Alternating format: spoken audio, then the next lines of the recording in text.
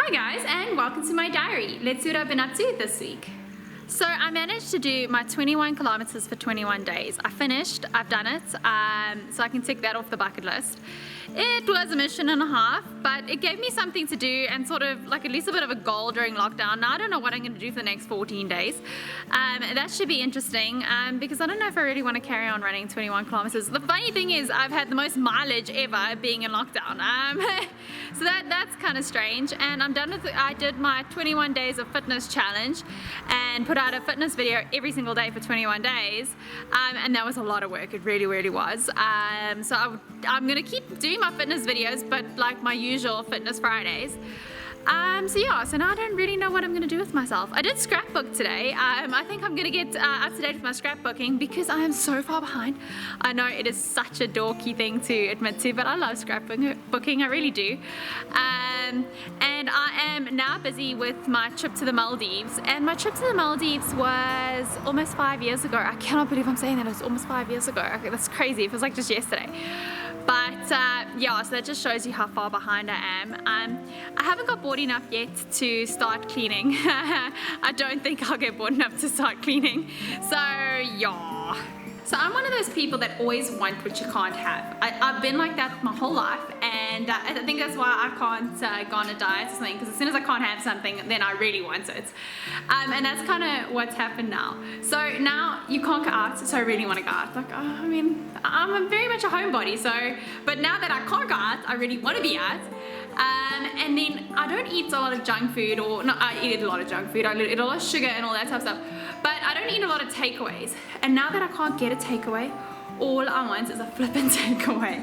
I really want Pizza Hut, to be completely honest. Thick base, pepperoni, extra cheesy. Oh yes, that is what I'm craving. And that got me to think, what are you guys craving? What do you really want? And when lockdown is done, what are you gonna go and get yourself? Can you guys tell that I'm just sitting here chilling on my kitchen floor? I don't know, I don't feel like standing, so yeah, anyways. So the Bachelor, the girls went on this group date. Oh my goodness, a typical Tegan date. They went bungee jumping off the Sowetan Towers, which thankfully I have done.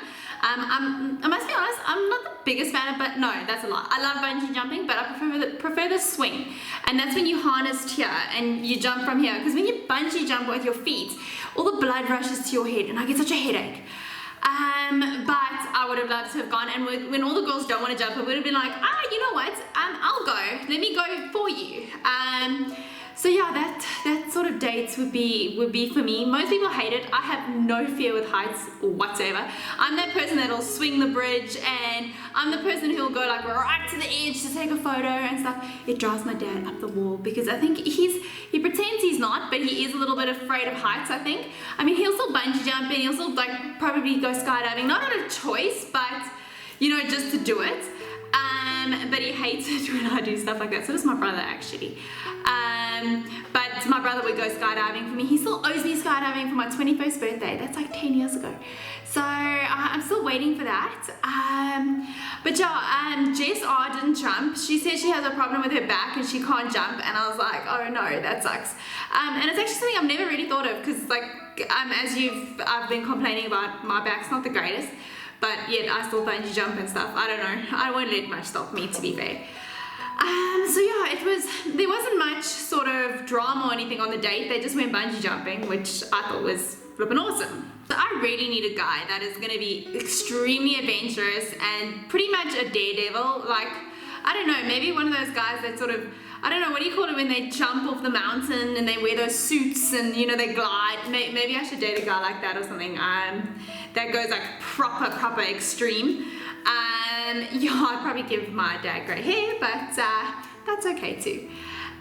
So then it was one-on-one dates, and we kind of all thought Ricky was gonna get the one-on-one because she hasn't had a one-on-one, and so that's what we were all waiting for, and he gave the one-on-one to Melissa. I know her date got stolen last week, so that's probably why he gave her a date, to say, you know what, I actually did want to spend time with you.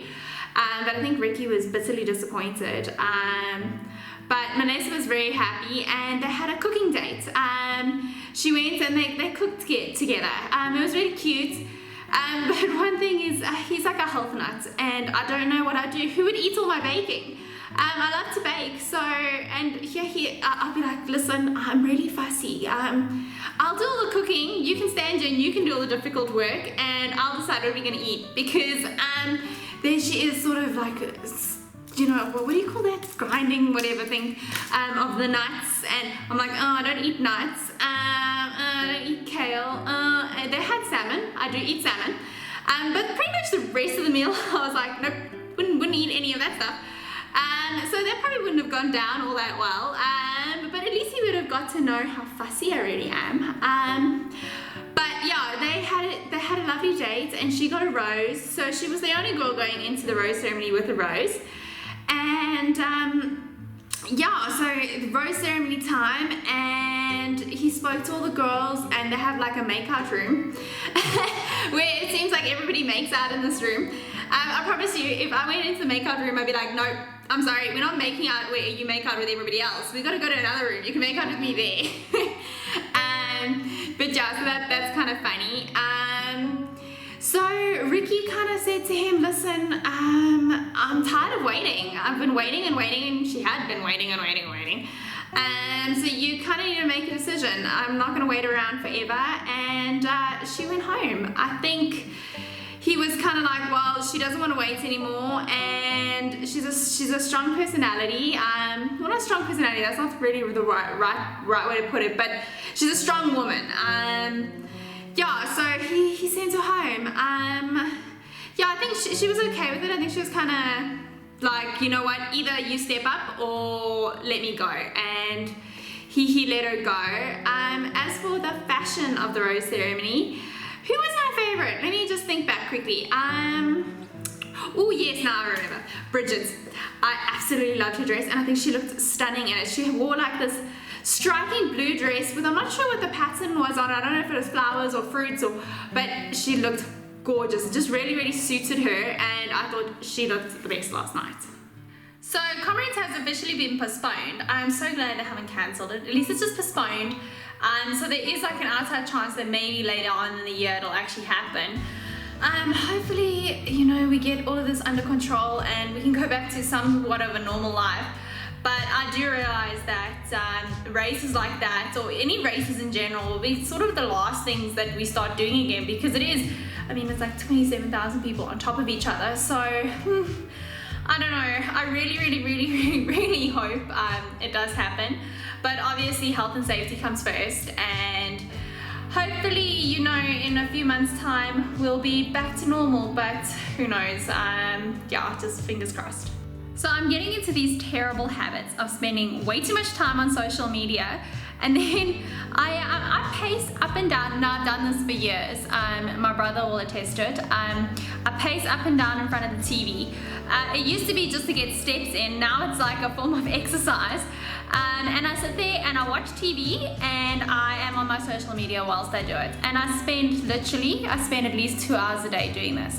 Up and down and up and down. I kind of feel like I'm doing a few things at once, where it's actually pretty much none of it's really worthwhile. But in my brain somewhere, I'm like, okay, well, I'm exercising, I'm doing my social media, and I'm watching TV. I know, it's kind of cooked to my brain. But yeah, I don't know, I'm getting, So I only roll out of bed at like 8 o'clock in the morning, which is so late for me. Normally, if I'm not out of bed by 8, you should come and check and make sure I'm still alive. I'm not one of those runners who likes to wake up at 4 o'clock in the morning to go running, but I'm also not one of those people who likes to sleep in. I don't know, I have this weird anxiety of like I'm wasting my life if I sleep too much. I know, it's so stupid, and I love to sleep when I can sleep. Yeah, so then I run. I spend probably 2.5 hours running every single day. So slow. It's really annoying. But yeah, so I run, and then I do this pacing thing, and I'll do a few exercises, and yeah, that's kind of how I end up spending my days right now. And then I end up going to bed really late because I can't sleep. Yeah, so it's getting into these weird habits that I'm gonna have to try very hard to break once lockdown is over. But also, I suppose you shouldn't be so hard on yourself, you know, just gotta take it day by day and see how it goes. I thought I'd share another funny story with you guys.